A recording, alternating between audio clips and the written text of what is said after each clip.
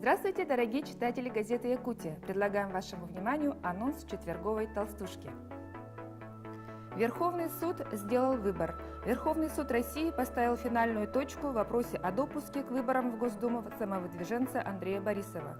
В избирательном бюллетене будет на одного кандидата меньше, нежели предполагалось еще месяц назад. Гость редакции Рудольф Чжан.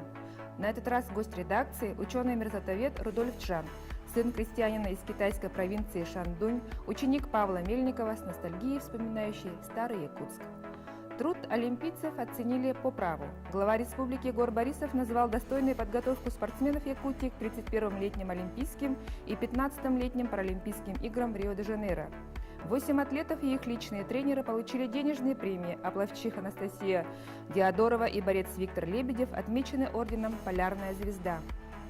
Будьте с нами, будьте в курсе всего, что происходит в республике. Читайте газету «Якутия».